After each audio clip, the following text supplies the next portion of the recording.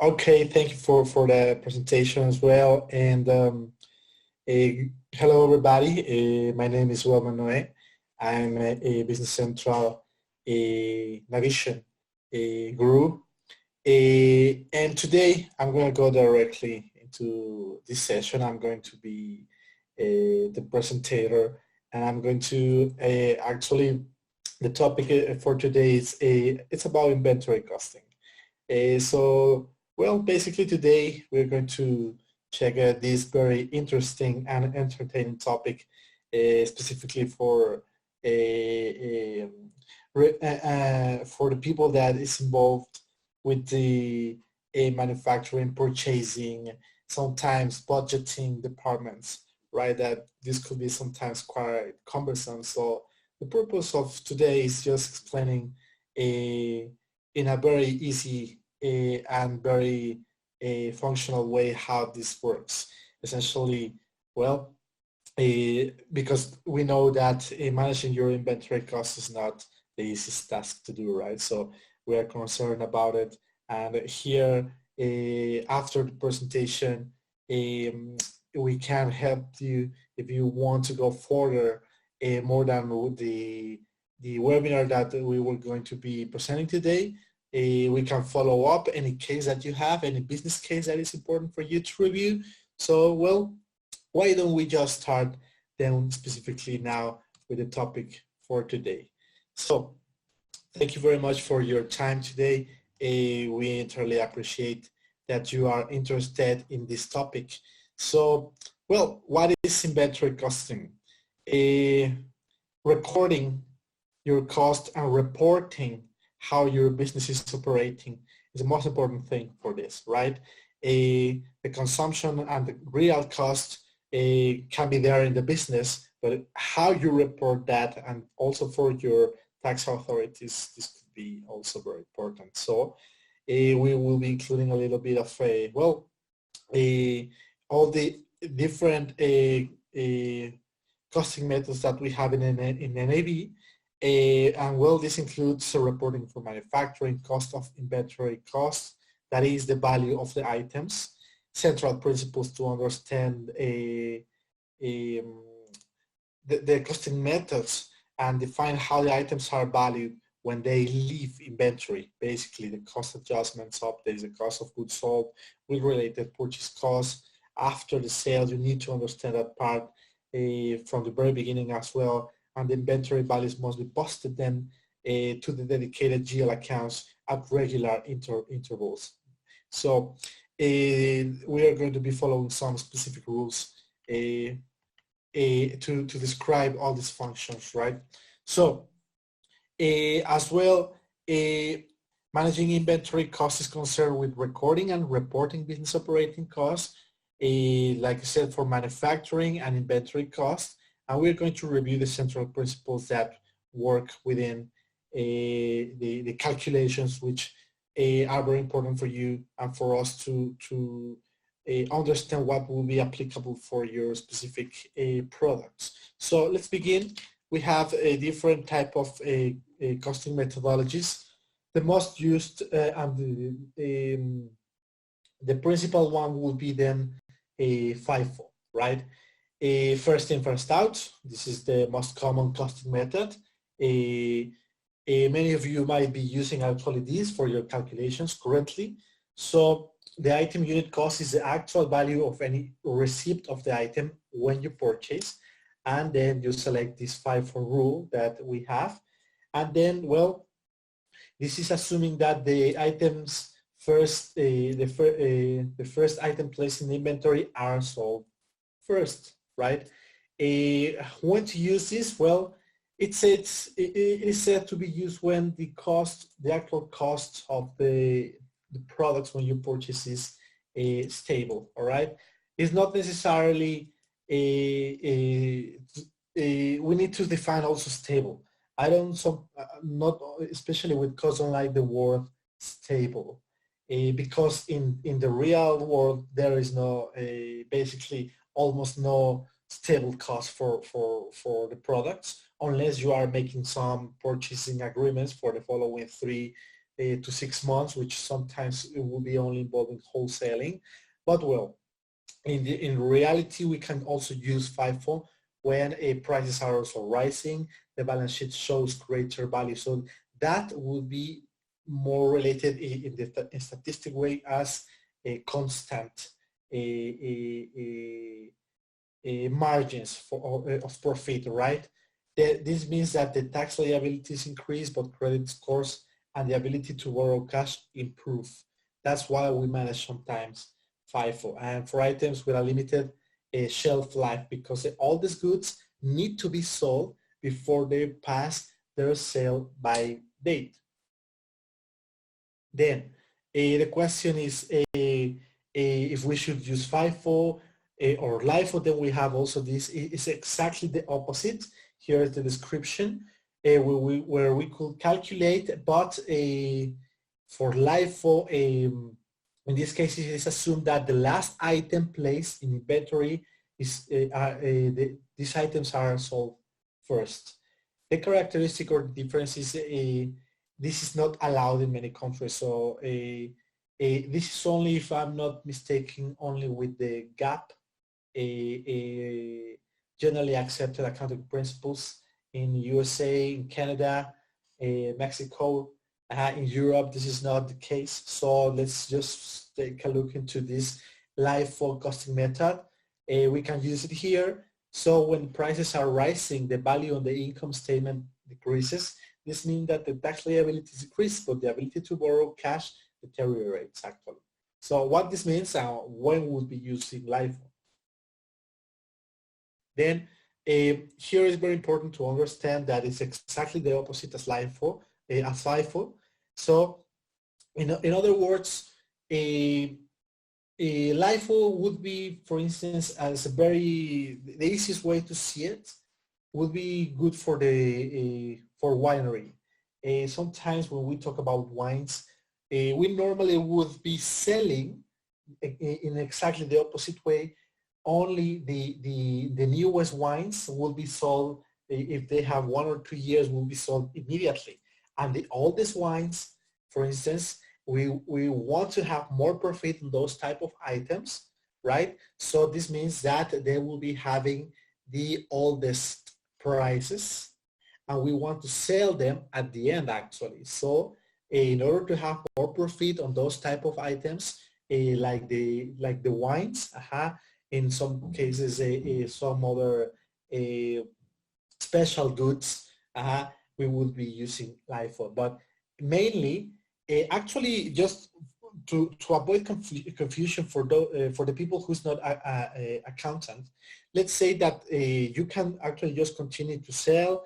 You sell normally your items, it's not a problem, but the thing here, or the flavor of your procedures for reporting comes only on the accounting level.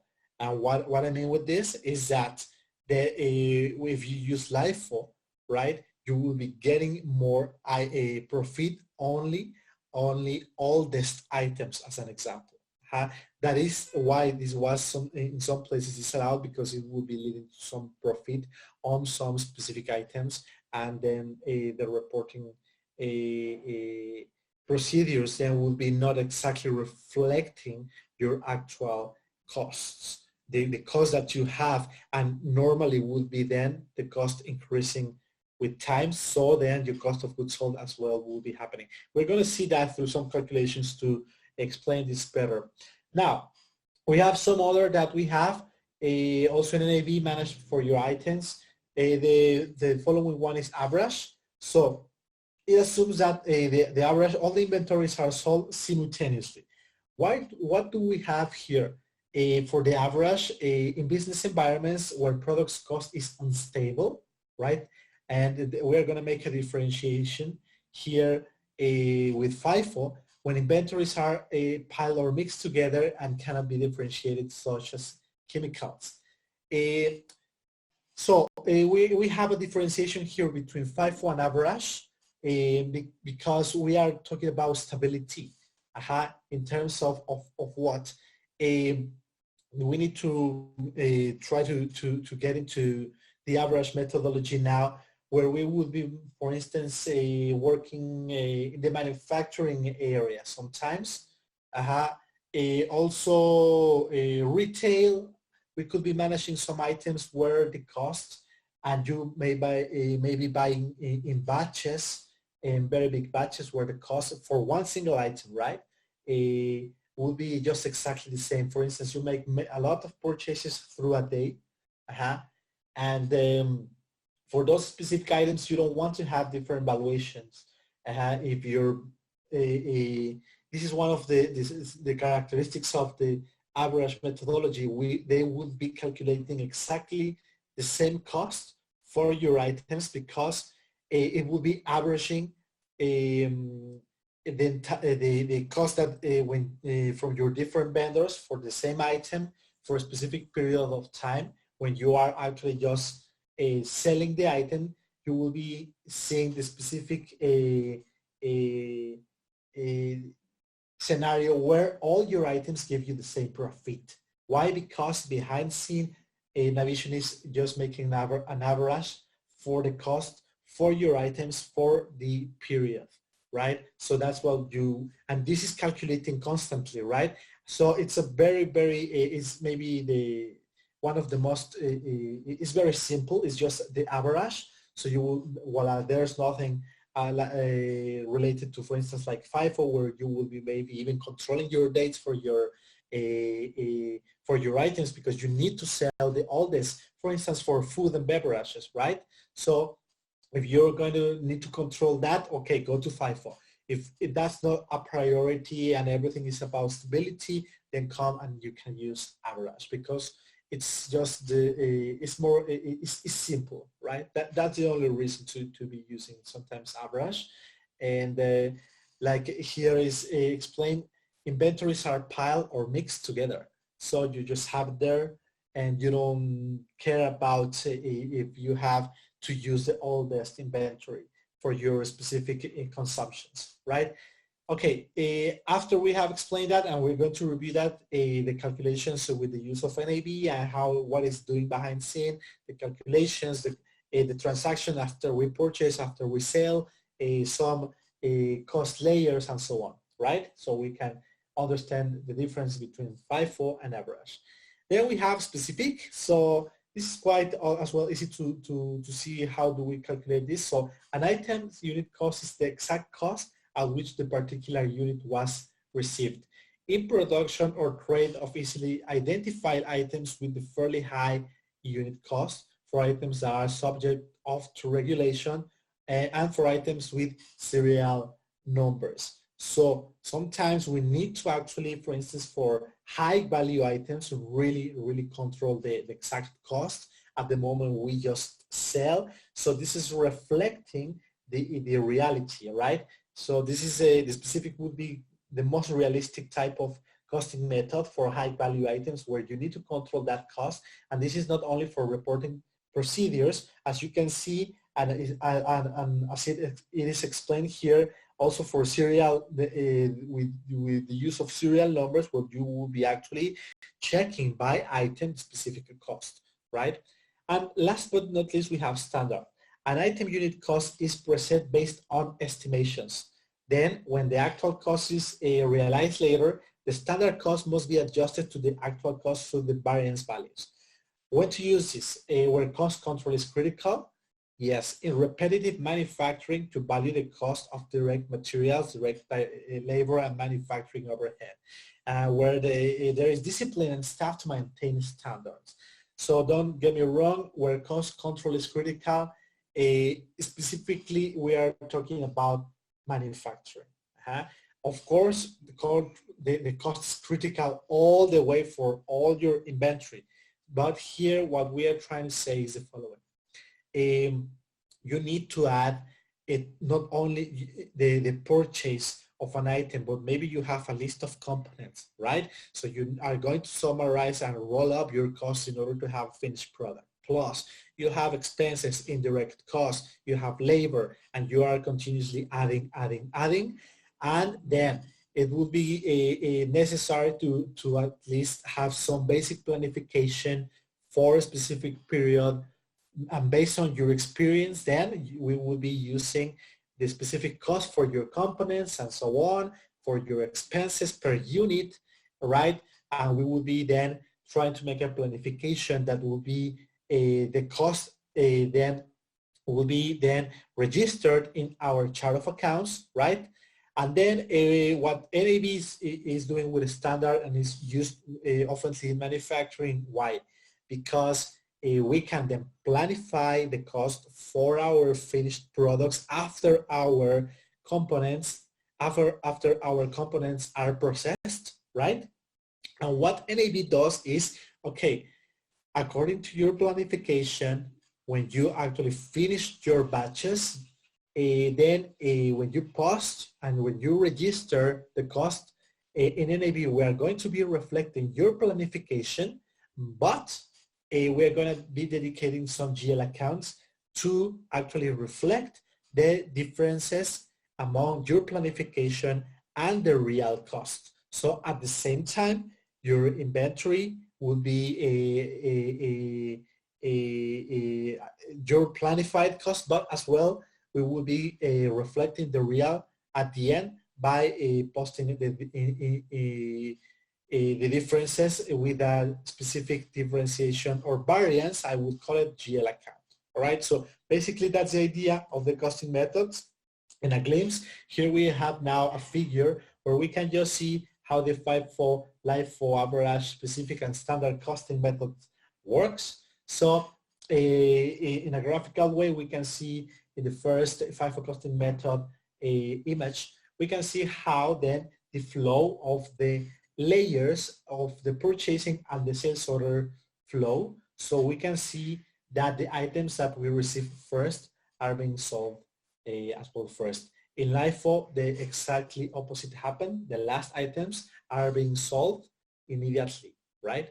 That's what, and you can see that all those layers are coming later.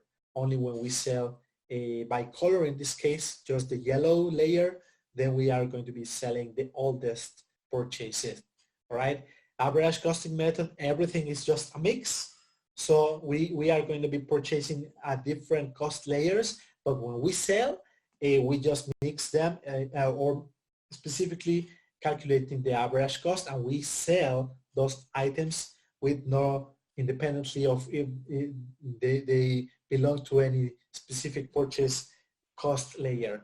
Specific costing method, then we can decide which will, so no matter when you, what will be the purchasing cost layer, when was anything purchased, it will be just carrying it exact cost.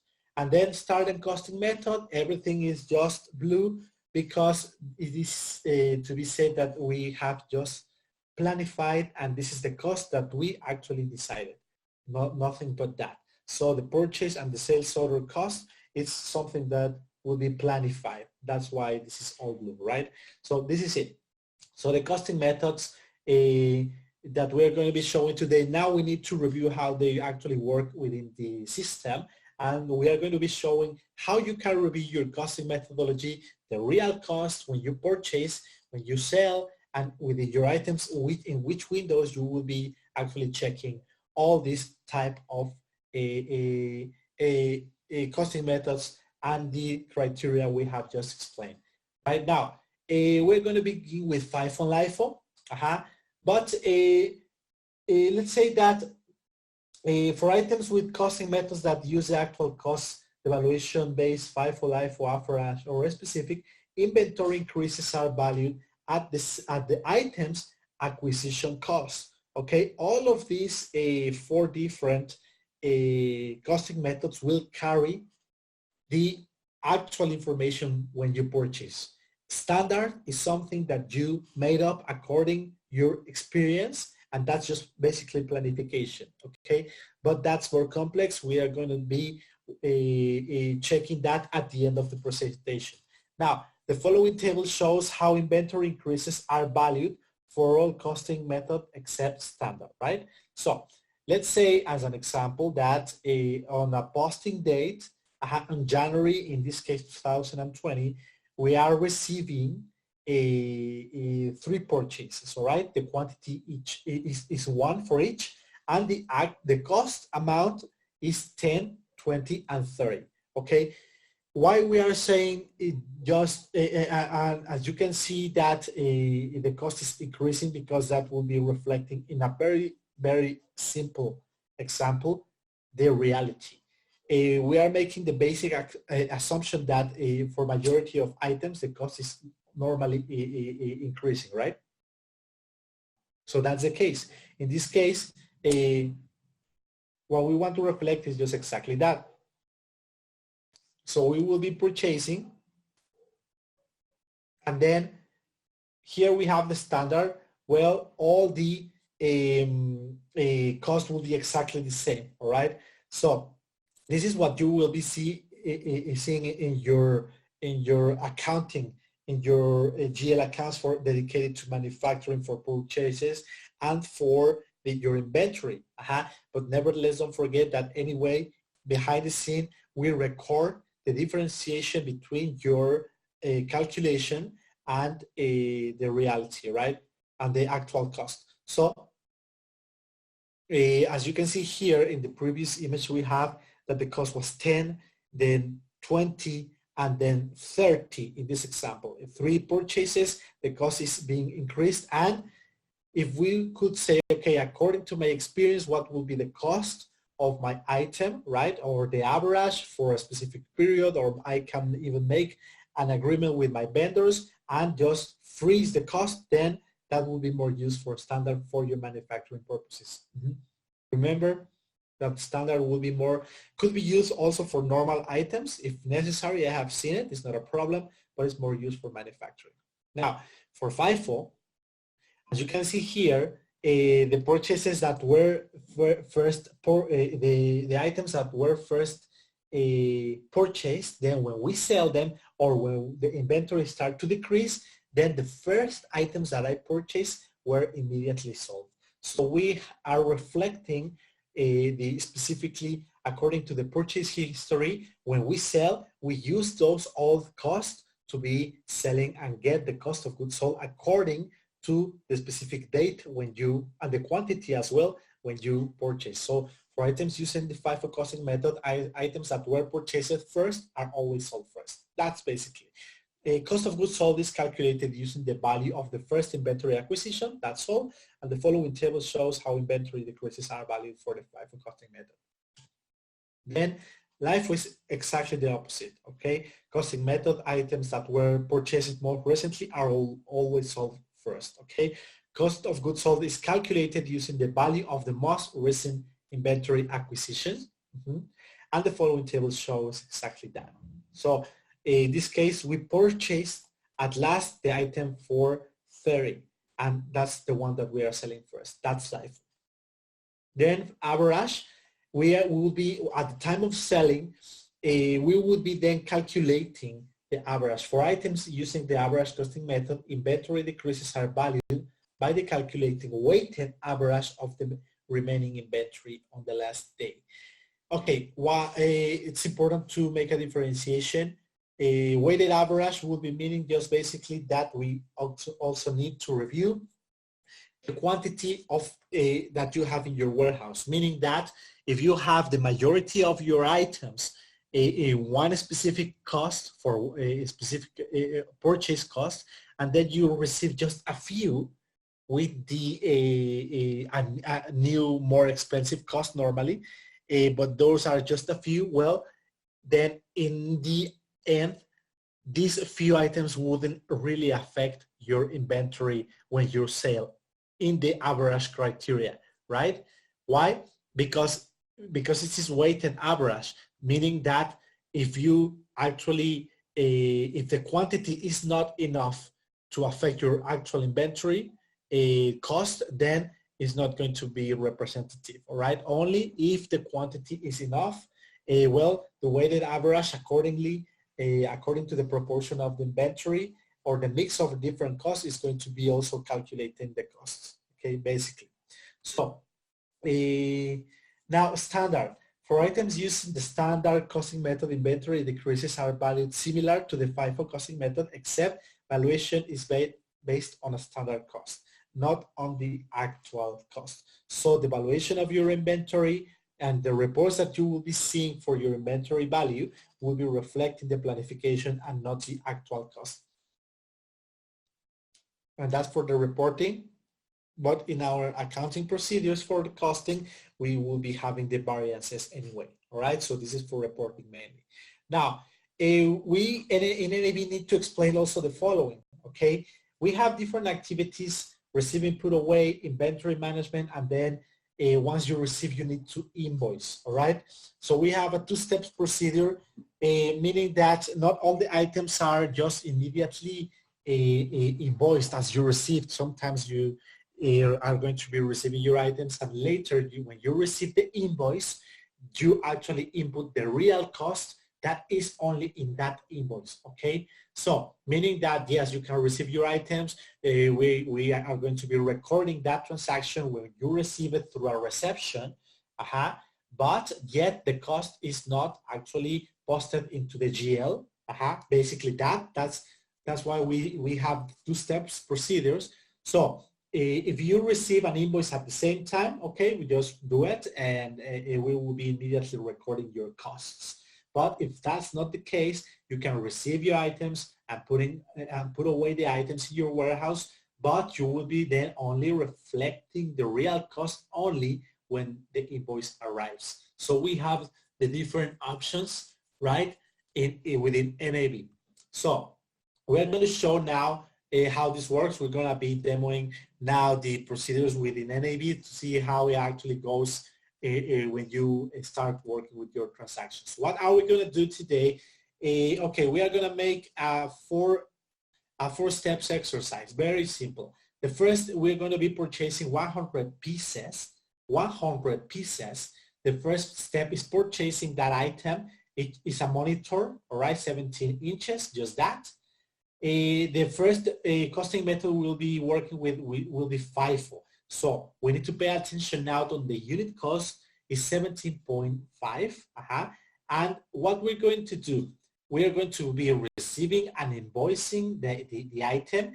And at the end, we're going to review the GL accounts and cost registered through that specific operation, right? So the assumption for a purchase is that the actual cost will increase starting from 17.5 to higher values into the, in the future. That's what's going to be happening normally, no matter if it has a slow or very, or it has got an inflationary phenomena where you will be then increasing the cost. So the purchase costing a FIFO demo will be coming first, all right? So we're going to be having some different purchasing entries. Let me just open now NAV before continuing to explaining only in the presentation. Let me show NAV today. Here's the accounts payable coordinator. Okay, this person is more related to cost. It could be also the purchaser. As you know, NAV have role centers where we are going to be showing specific information for different type of role or responsibility. The accounts payable coordinator, just to have a brief overview of the screen that we have here. This is dedicated for the accounts payable coordinator, where we have different KPIs in these blue squares. When we have, for instance, the documents that are already due, the purchasing documents I need to pay, as an example, the vendor payments that I have on hold, the purchase return orders that I will be then returning to my vendors, and so on. I also have a purchase order workflows, so I need to start approving as I have some different tasks as a user. For instance, I have a meeting today with my customer, so this is very important to review when it's complete or not. So the main task for this type of users for the accounts payable coordinator are here, all right? So we could add some charts. In this example, we have just a list of vendors. So I would like sometimes to see the most important information, and just by clicking in any of these vendors of the list, it will be opening the specific vendor card, where I can see, for instance, what is the balance of the vendor that I have here, okay? So yes, I have some balance in local currency that I need to review because I'm going to need to pay, and I can just navigate into the specific documents in real time that I have to pay. And if you see them, in this case, in this example, in red or black, well, this could be meaning as well that they are overdue, so you need to pay them, all right? So these are overdue invoices. Just as an example, also the currency code is here for my documents, so everything is in real time, and that's what we expect specifically for cost as well, right? So we have some menus here in the left, like Outlook does. I'm gonna click on departments just to make a brief demo, and we have all the modules: financial management, sales and marketing, purchasing, and so on, all right? So basically that's it. Then I'm gonna click on home. Home for me is the role center dedicated to my responsibilities, in this case, the accounts payable coordinator, and in the top, I have different buttons for me to start to work, and my reports also for this specific role. The accounts payable coordinator is very, very tied to the payments, the aged accounts payable, the purchase statistics, and the vendor list, so on and so on and so on. All right. So we can actually just create a screen for you for your specific responsibilities as an example. Right. So that's it. So today we say that we will be purchasing 100 monitors, right? And we will try to follow the specific FIFO criteria. So the best way to review FIFO is just to make some purchases and immediately sell. But before going further, we need to check the item and we need to review the procedures that NAB follow up when it starts, and how it records and how it calculates the cost related to the transactions we're going to do. So I'm just first need to show you the item that we are going to be using. And the monitor, if I'm not mistaken, is here. Okay. So we have the item card here for you to see it. We have some pictures. Sometimes we can add some different attributes. For instance, what will be the style of my screen, if it's flat, if it's a LED or some type of different criteria. But with the general descriptions that I have here, and I have some specific fields dedicated for different areas. Today we're going to be checking what we have here in the cost and posting. Okay, here, whenever I create an item, I need to decide which would be the specific costing method that we will be using. All right, as you can see, this item has the FIFO costing methodology. So if that's the case, the whole idea here is that we need to review what it means. Okay, in first place, we have a unit cost that is 23 at this point. Oh, as I can see, the cost is now different.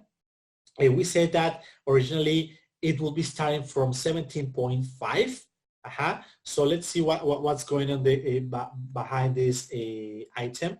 We can check the history of the actual cost that for any item at any moment, and we can see, let me show you, this is very, very, very useful. We have here this section, the history of this item has all these different transactions. It's very interesting here that it says here average cost, even though I'm using the FIFO, right? So this is quite picky. Let's see what happened behind the scene, okay? First of all, I will be having for my costing procedures increases and decreases, meaning that I will be purchasing, adjusting, making positive adjustments, and as well decreasing the inventory when I sell from the warehouse, or making negative adjustments, right? So the whole idea that we're going to be checking today is this field, unit cost. We started from 17.5, but as I can see with the time, the evaluation date is here, but with the time in the future, we would be seeing the specific phenomena that the cost is always being increased, all right? Basically just that. So it's from 17.5 up to 23. My purchases were, the unit cost of my purchases was increased, and as well the quantity is here. So meaning that I purchased 10 by 17.5, for 17.5 as well, another 10, 20, another 10. And look here, I have another cost layer. When I purchased 5 pieces, the cost was different. So the vendor increased the cost, and so on. That's what is NAV recording. And then the decreases, well, as you can see here, okay, first of all, I sold 155 pieces, but guess what? The average cost here is being shown is more or less reflecting the units that I will be working with, because I'm consuming the first items, but I have some differentiations. But look at it here. If I show here, this is specific purchases, this cannot be averaged, and this is showing specifically FIFO. I'm having here 100 pieces that I purchased by 20, and another 100 pieces for 23. Different cost, same quantity in different purchases, and guess what? When I sell my items, I first sold the items, the oldest items that were for 20, and then the items that were for the cost that I purchased at the cost of 23. All right, this is basically what is happening here. Let's then try to purchase the item and do it specifically that for you to see it happening, and for you to see the specific work that we have behind the costing procedures, just for the first time, because I need to actually show you the accounting as well. A little bit about it is also very important for you to know it. I'm going to start then purchasing an item. All right, this is a purchase order. For my example, I will be selecting one vendor, a local vendor. This is a demo company located in Great Britain. So I will be having the necessity of reviewing the currencies as well, and so on, right? But most importantly, when I'm purchasing, I need just to, for those of you that are seeing NAV for the first time, I'm just purchasing. I just need to input the vendor. And for me, when I purchase, I can immediately select what I'm going to be purchasing in this section, which is the item or the line section. All right. Here, I can purchase items. I can just post directly into a GL account. I will be also purchasing fixed asset, or I can make some charges for customs, for insurance, for freight services, and so on. All right. So in this case, I'm going to be purchasing the monitor data set. Let's see the number. Okay, this is what it is. Okay, I will be purchasing my monitor, and later in the location code, this means that I will be receiving these items into one specific warehouse. All right. In this case, my warehouses have different names. In this case, we have colors. So I'm going to add the blue one, and I'm going to add the quantity that we set in our example. So the direct unit cost converted to the specific currencies as well will be 35.44. Okay. Now, let me just add an invoice number. Let's say that I will be receiving, let me just actually first receive first. Okay, so I have 100 pieces, my monitor. I have another currency, which is US dollars, which is not a pounds at this point. But you can see here the currency that we have, all right? So the whole idea is to show you the steps. And here I have only my 100 pieces, and I can receive or the invoice or do everything at the same time. It depends of the different procedures. Sometimes you immediately invoice what you receive. Your vendors give your invoices and so on. But let's say that you sometimes import goods. The imports are just are delivered and are shipped from a foreign country. You receive them, and the invoice will be then at last sent once it is going through the customs and so on. So I'm going to be receiving first, just for you to to see how the cost is being calculated. What happened here? I have received, as you can see, the quantity received is 100, like is here. But what is happening here? Actually, behind the scene, what I'm saying, what is happening is that I'm actually I do not yet have the real invoice, right? So let me open the reception. I can open, I can navigate from my purchase order into the warehouse receipt, and I can just open the reception for me to check the value and see what is happening behind the scene. Okay, here I have a purchase, actually reception. As you can see here, the document number is recorded. Is received, something was received in the blue warehouse, 100 pieces of my monitor. 100 monitors were received, but I only received them. I have not yet received the invoices, so the cost amount is 0. Why is this happening? Okay, because the actual cost will be only recorded only when the invoice is received. That's why NAB is doing this, okay? And I'm going to explain you in a moment what is happening behind the scene, because you might be received, but where is, do I have the inventory or I don't have it? Where is my cost? What is happening behind the scene, right? So in this case, yes, you have received your items, and this is why we are recording your receipt. Your reception is here. Here is the document. It's not a problem, but we yet haven't actually posted the real value is 0, because the cost is only recorded when your actual invoices is just received and posted as well. So that's why I'm showing this first.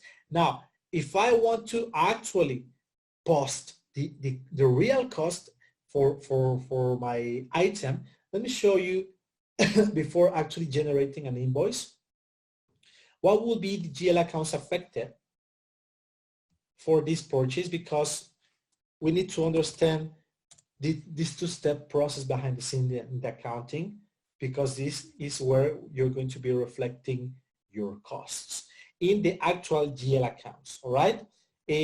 For the normal procedures, okay, I will be recording on my specific expenses account my expense for the purchase, and this is for retail export, and then I'll be generating my AP, vendors foreign, as well. If you have taxes, they will be recorded as well. It's not a problem. But here I will be generating basically my inventory as well in the account 2110 resell items against my AP for vendors foreign. This is what we will be normally doing, but guess what? Here we are having the following. In the account 7130, I'm reflecting the purchase retail account. You might have some purchasing accounts on your P&L, right? That's not a problem. But in NAB, at this point, we have your purchase retail record when we receive. But when we invoice, this is the preview of the final GL accounts. I have not generated the invoice. This is a preview. Then this amount registered in your purchase accounts will be balanced to 0 with a direct cost account. This is a bridge account, balancing to 0 your amount that you have registered, because the actual amounts that we are going to be registering at the end, this is balancing to 0, these two transactions, in the future when we receive the invoice, because what we want and what we are saying is that this is not anymore registered in your P&L. This will be registered on your actual inventory. So we are balancing to 0 to this transaction registered on your purchase account to be then reflecting what is in the inventory, right? So that's it. At the end, when we generate the invoice, if we see this preview, we will be considering only the value of your inventory against debiting your inventory and crediting the AP. In this case, we don't have taxes, all right? So that's it. So we can see the value, we can see the GL accounts that will be coming, and at the end, and last but not least, then we can generate my invoice. Because at the end, what I need to review after I understand this part is that I need to register and see the unit cost result. All right. So just so I can continue to be focusing on this specific a topic that I have. So in this case, receive an invoice. I'm going to generate just the last invoice for this, and I'm going to open it. Okay, so this is the value that I have just created in dollars. And if I just navigate into my invoice, I have my GL entries as well. So these are the exact specific GL entries that we have generated. We have the procedures that we have seen, the same values that we've foreseen in the preview. You can reverse when you need with one single button. You don't need to do anything, just to mention. And that's it. So here's my invoice recording the actual values, the real values that I had at that moment. Okay, let me generate another same transaction just to have to be able to reflect easily the FIFO. Okay, I'm going to just do exactly the same operation.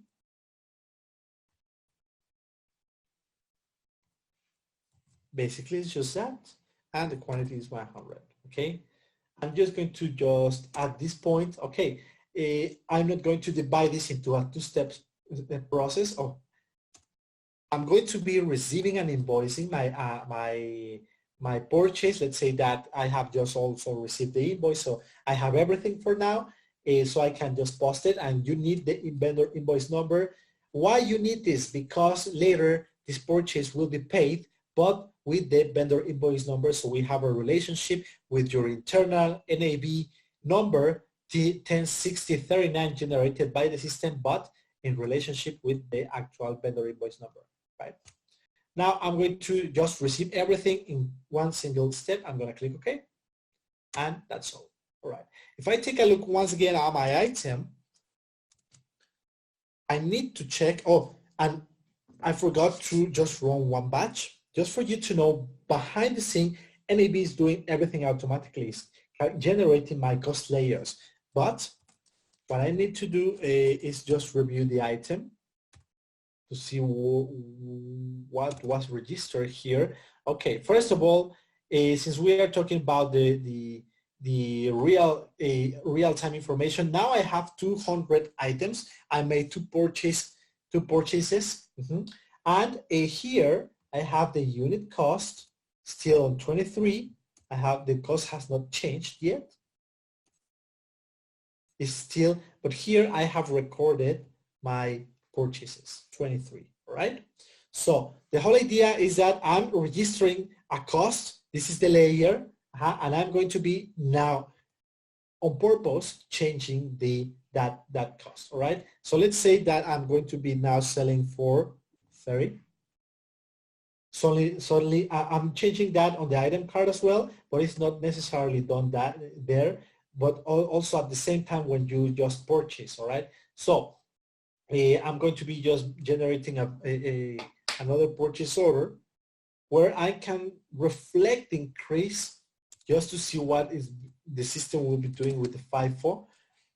And I will be once again purchasing 100 units of this monitor, but the cost now is different. It was 23 before, now it's 30.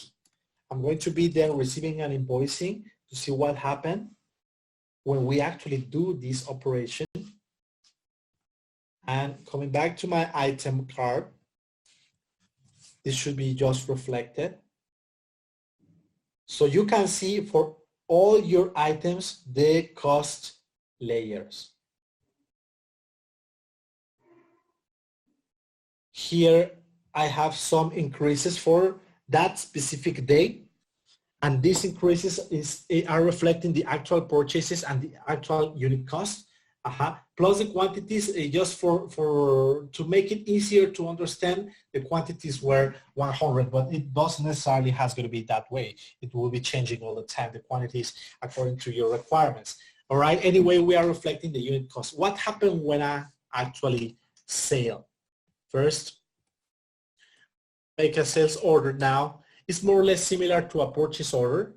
So I'm going to generate a document to sell my items. Here, the only differentiation is that instead of a customer, of a vendor, I need to select a customer. That's all. And I'm going to start selling my items. I know that I make some purchases, and for a specific cost, I have different cost layers, right? All the time I purchase 100 pieces. Now, what I'm going to do is start selling this item as well to reflect the FIFO methodology.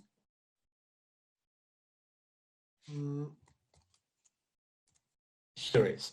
And I'm going to start selling the first layer that I registered, and you can see that the unit cost is 23, right? So this is very, very important. Look, even though we have some purchases that were by 30, in my last purchase, in this moment, the unit cost is still 23, remaining or recording the actual all this cost that I have in my first layer that was 23. I'm going to go back in a moment to show the results for everything. All right. So I'm going to start selling this these units with these sales with this unit cost of 23. It's not a problem. And actually, if I'm not mistaken, this is just informational, all right? Because you could have a mix of layers, okay? And that would be the actual information that you will be seeing. So don't worry if in your sales operations you see some type of some average cost in here. This is just because this is quite in a demo environment, but reflecting just layers to make this explanation. But in the reality, you will be having a mix. So I'm going to post my, in this case, we have as well 2 steps, ship an invoice or ship an invoice in one single step. All right. So I'm going to click on OK. That's all. And I'm going to make another sales order to reflect more operations and sell my inventory. I know that I have another 100 units that I purchase. I'm gonna sell them now. All right, that's fine. So the whole idea is I will be just generating the sale operation. I'm going to post it, ship an invoice, and I'm gonna go back to see what happened with the FIFO when I sell this last item. So we have a routine just for you to mention in NAV that will be generating and updating all your costs internally, connecting to your GL accounts. And this routine is called adjust cost item entries. For those of you who manage NAV already remember this routine, because this will be, you will be having thousands of operations for many items, but you need to run this routine to actually adjust all the FIFO, LIFO, standard, everything to be posted into your GL, all right? So I'm going to run it and I'm going to click on OK. It's just something that is calculating behind the scene. We won't see anything here. It's just a routine that we run. I'm going to go back to my item and I'm going to show what was recorded here into my cost layers. Now you can see that the unit cost started from 17.5, as we said, now has been increased to 30. So the cost is being increased constantly, and this is being reflected as well. All right. So basically, what I want to do here is that I have been make some increases. All right. First of all, I make some purchases, 2 of them by 23, and then the last one was for 30. Right? And then when I sell, what would be then the cost used to generate my profit then will be exactly that. Okay, the oldest cost was 23. I had 200 pieces on that cost, and this is what, when I sell, this is the cost reflected here. But then later, I sold once again another 100 pieces, but guess what? I had another cost layer for 100 pieces that were carrying the 30, the increased cost for 30. So that's exactly the same cost that I see reflected here. Basically just that, all right? This exactly happens for, and these windows will be shown for your, for all your items. So you can, except for standard cost, where we need another criteria to calculate your cost and other tools that we have. I have bought mainly here NAV basically is automatically calculating the cost of your items. That's what is doing for FIFO, LIFO, average, and specific, all right? So keep this in mind.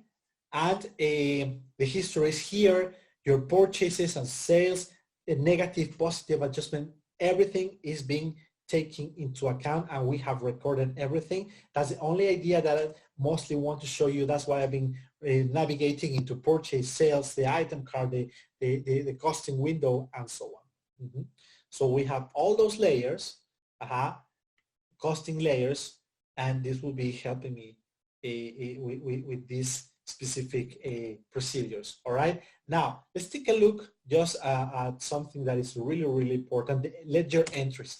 After all of these operations, what have I just actually recorded, right? Okay, here I have the entire history. Okay, I have different purchase and sales operations with different quantities, and all these values are actually being recorded in your cost and sales account. Okay, cost of goods sold as well. So this is basically the entire history of transactions that I will be having. And let me check one transaction. And you can see here that I have receipts and sales shipment, meaning that this is being generated by one specific type of document, operation in other words, right? So if I just actually, I can just drill down into the actual cost to see, for instance, I have a purchase receipt that I have, well, only 5 pieces. This is easy to understand. Let me just click on the actual cost, the total cost of that specific purchase. So let me show you here. I receive at some point the same item, okay? At some point, the cost for that purchase, the total cost was 90. And then this was posted, as you can see, to the GL, meaning that this purchase was already invoiced and then can be considered to, when I sell these items, they will be carrying this cost. You can decide later the sales price. This is not at this point the main topic, but yes, the idea is that you later can decide how much profit you want to have. NAV can help you with that if you want to have markup rules as well, or if you want to manually update your prices. But this 90 that we see here for these 5 pieces will be the cost carried for the profit calculation and for the inventory valuation for that period. Okay, so we're gonna go, we can go further with further explanation. Costing is a very extensive topic. It's not a problem just to understand that. But what we need to see is that as well, when I purchase and when I see my invoice, my cost entries from that 90 transaction, for those 5 units that I received, I have done the following, I have posted the following information. First of all, I have some inventory account. You can see by the number, I have the 2110 inventory account called resale items, where I have registered that I have some inventory. The value is here. You will be seeing that in your inventory account against your AP. And guess what? I have some purchases, some taxes dedicated to the units, carrying that tax, and the accounts payable will be then here. Okay, so we have the debit for 90 and the credit into my AP, basically. But here, in order to reflect the 2 steps process, at some point when I just receive my item, in my expenses or in my P&L, most importantly, I have some purchase retail domestic account to reflect whenever I receive an item. I have this 7110 purchase retail domestic account. when I invoice, then that value will be, that debit will be credited with another direct cost applied account, balancing to zero my P&L in order to have my inventory value reflected, because this is now my inventory. That's why within NAV, we don't reflect that as a purchase anymore, unless this is a service or an expense.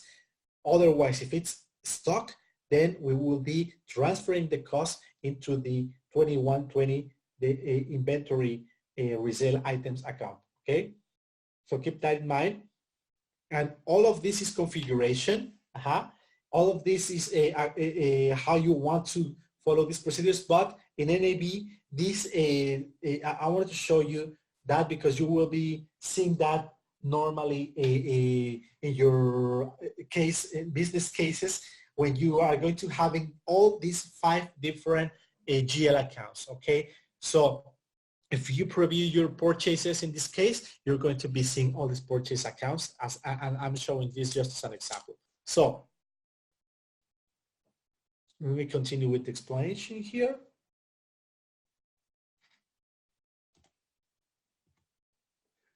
Okay, so the unit cost layers, we have already understood that NAV, according to the specific date, we are going to be posting if we have increases or decreases. In this case, we only have purchases.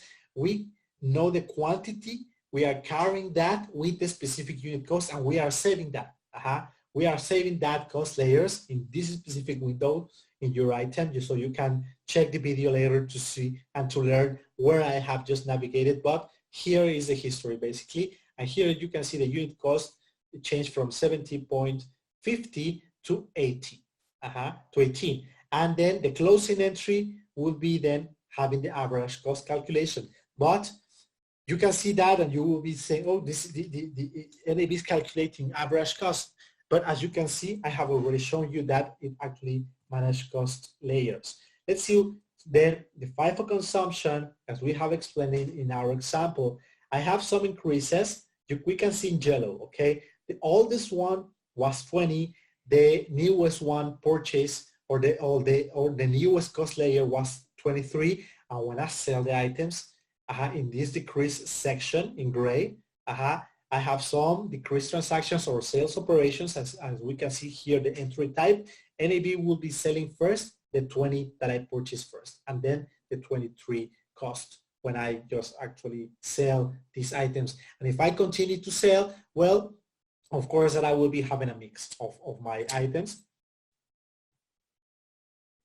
And you will be seeing here that this is being reflected, but at the same time, we are using average for this layers window, but in the reality, the FIFO criteria is happening. What is then, I'm going to explain just in a glimpse what is happening with LIFO. We don't need to go through all the different windows and transactions that we just did before.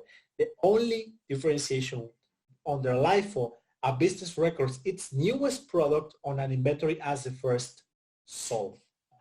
So it's exactly the opposite as we have just shown before.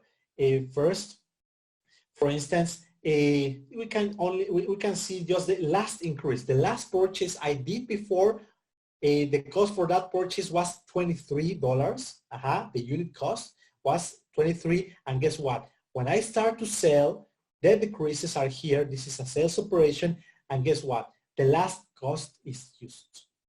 So the last cost I purchased was 23. When I sell, this last cost was used immediately, and well, the profit will be calculated based on that.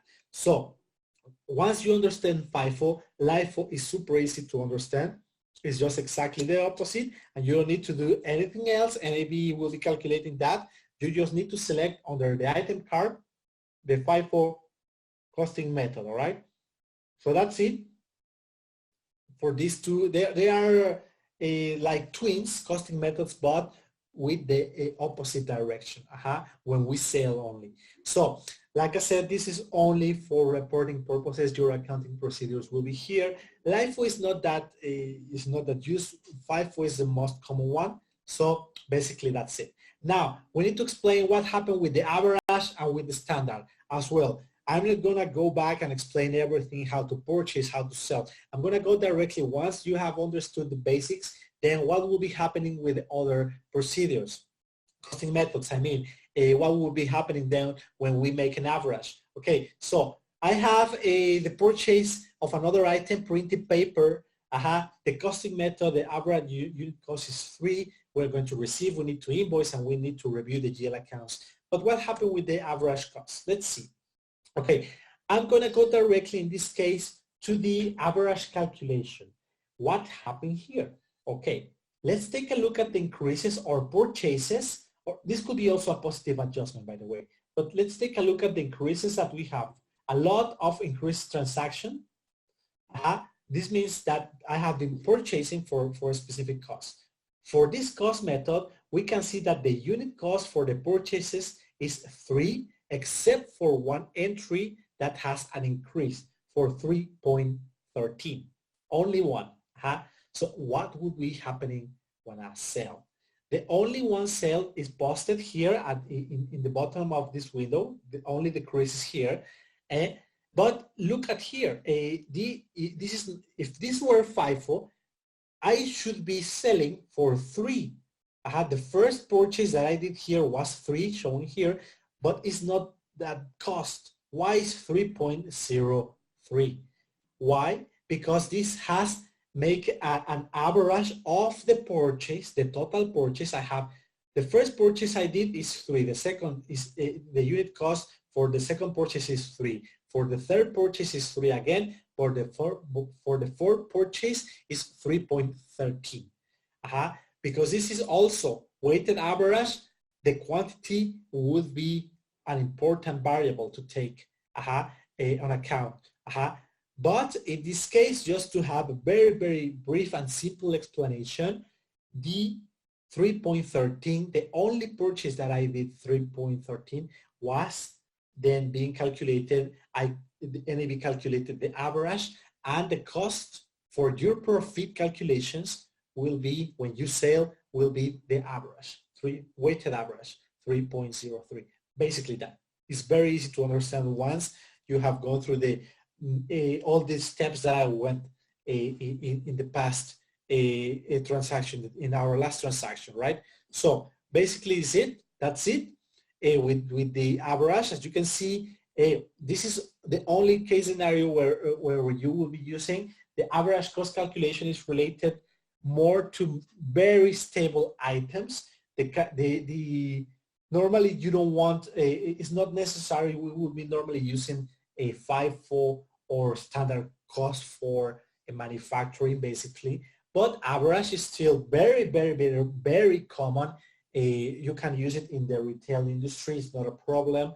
As well in the wholesaling. But remember that the idea of the average cost calculation is only when the cost is not changing that often. It's more constant.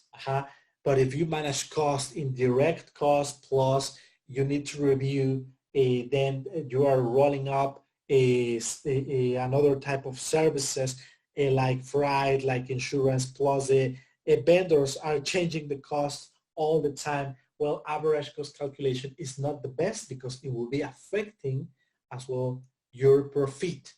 Why? Because you don't want the oldest item to be affected by the newest purchase transactions that normally would be more expensive. So it's only then for the most constant, the most stable items. I don't like to use the word stable, but the cost is not changing that often. It's not aggressive. The inflationary processes are not affecting that much this type of items. Then go for average. It's not a problem. Otherwise, go for FIFO. All right. So let me just, after I have just explained this, let's go and explain the most complicated type of costing. All the time, all the way, standard cost is related, or pretty tight could be, to the bill of material costing. All right, most commonly used with manufacturing procedures. Then This is standard cost is not, I'm not saying that necessarily has, this item need a bit of material. I'm just saying that for you to take the idea is very, very tight to manufacturing procedures. It's a linked 100%. Why? Because we need to planify. We need to, we, based on our experience, we know the costs. We need to make a planification for our performance. And we need to start working on the bill of materials because we manage a lot of components and we cannot work with the complexity. We would need nevertheless to have a planification and later compare my plans, my planification against the real cost. And that's what is happening within NEB. Let me show you. Okay, first of all, standard costing. We would be normally working with this type of transactions. We, as the other items and costing methodologies, we need to purchase our items.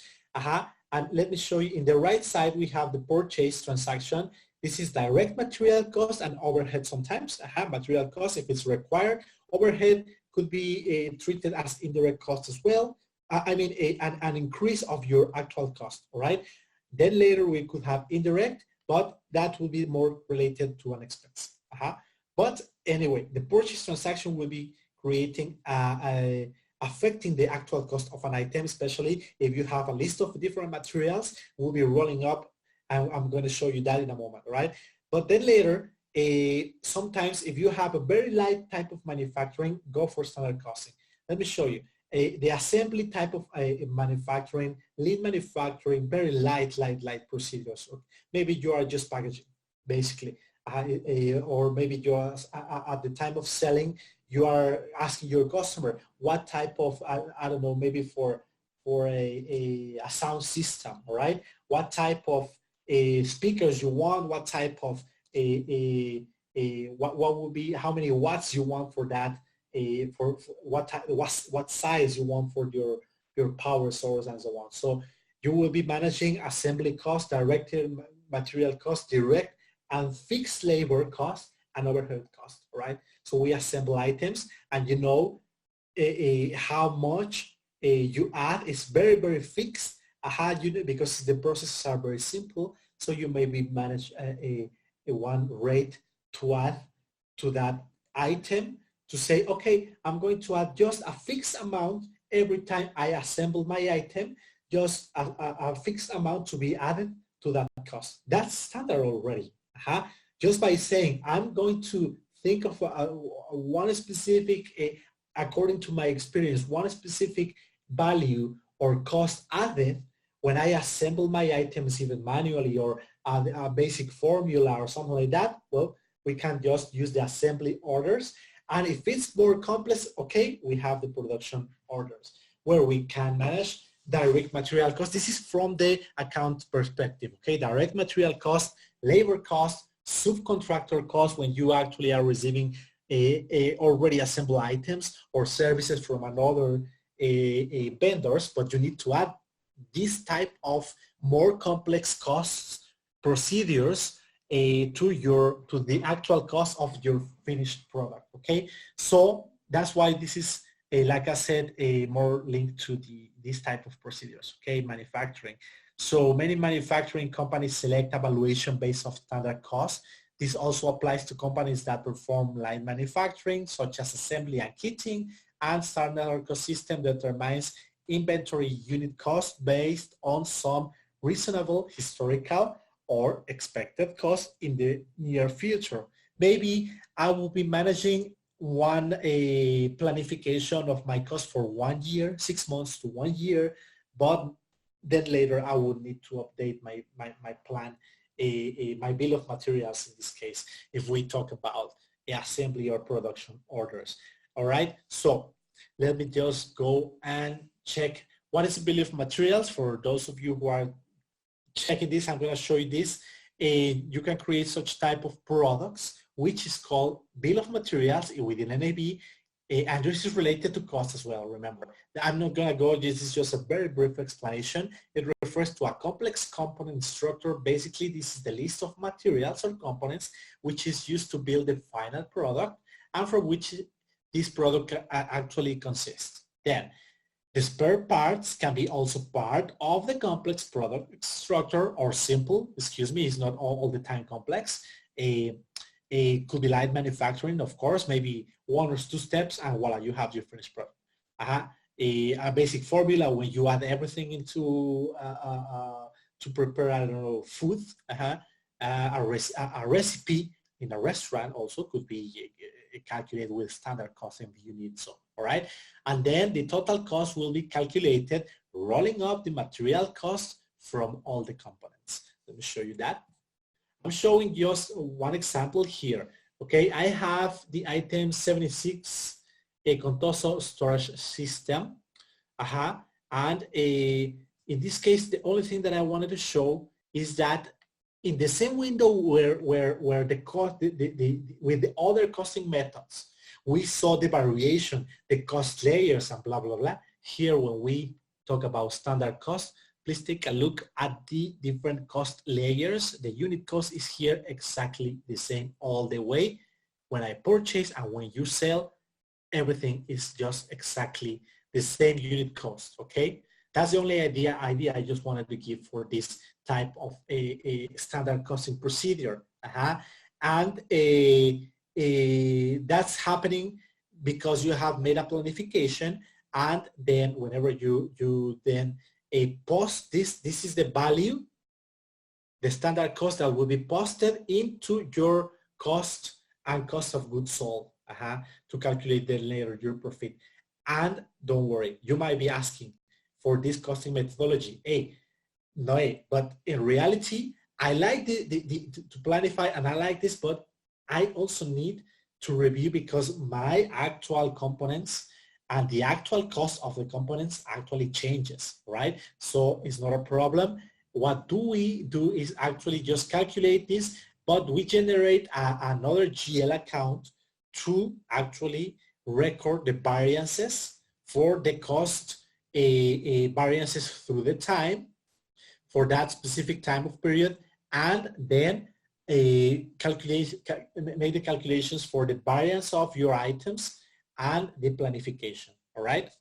So let me open NAV just to finalize our today's presentation, just to give you the final idea of this costing methodology. The item was storage.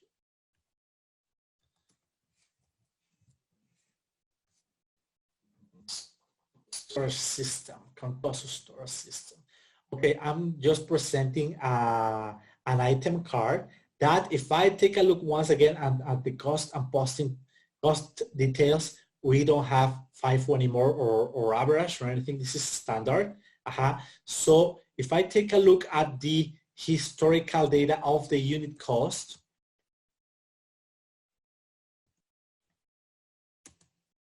it will be presenting the same value for my decreases, all right? So everything is planified and we won't have variations on that. But here, what I need to know is that I have actually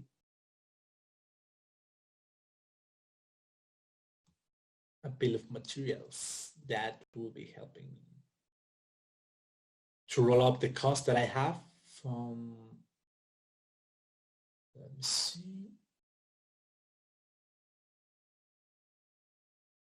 Okay.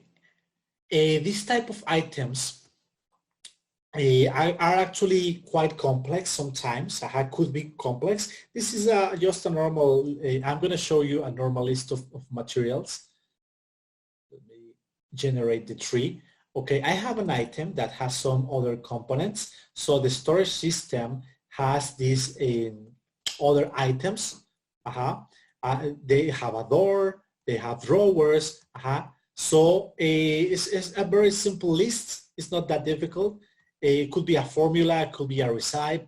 But what I'm doing here is that when I generate this, I'm just saying that, okay, my final item storage system has side panels, base, top panels, rear panels, and shelf. So I'm going to assembly, look, this is the actual system that I will be using.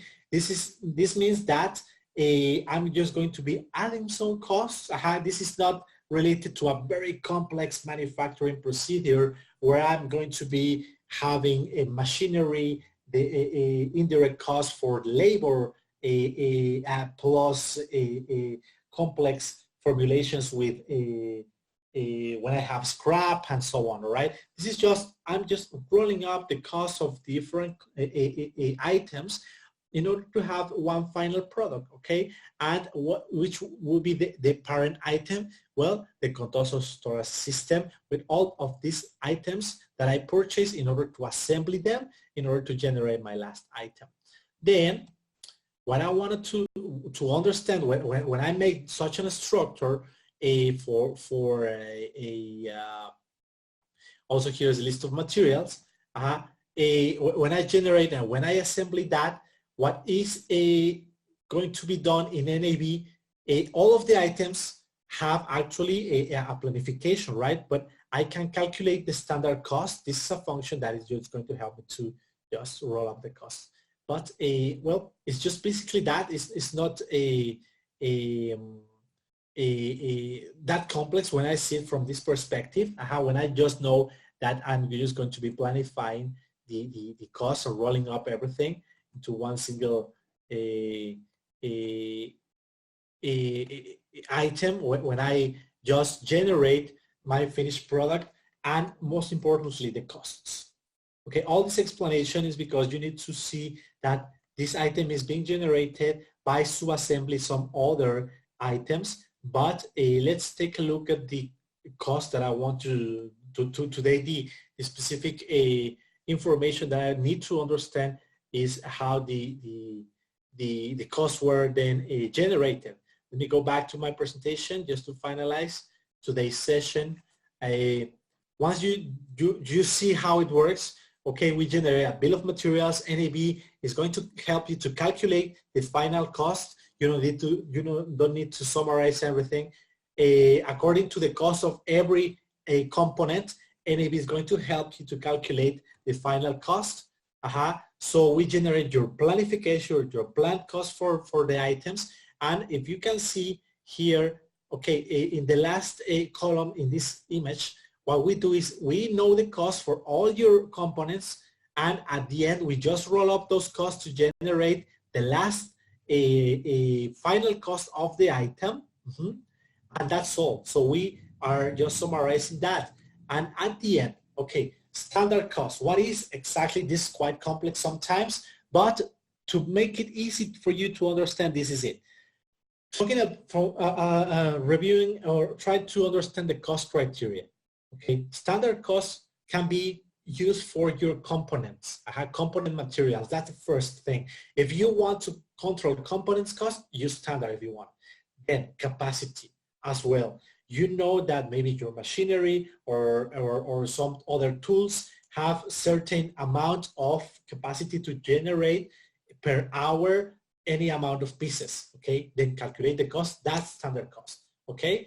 Then you also have subcontracted vendors that give you a part of the item that is almost finished. Let's say that they help you to control the process.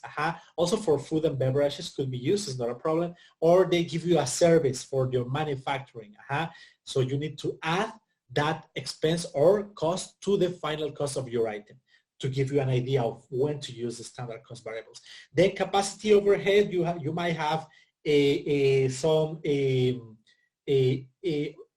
calculations based on your experience. Okay, I know that in principle, every time I assemble or produce an item, manufacture an item, I will be having extra costs. You don't want to go into more complexity, just add an overhead amount for every piece and voila, that's all. That's standard cost as well. Then the manufacturing overhead will be more complex where we would and indirect cost percentages as well.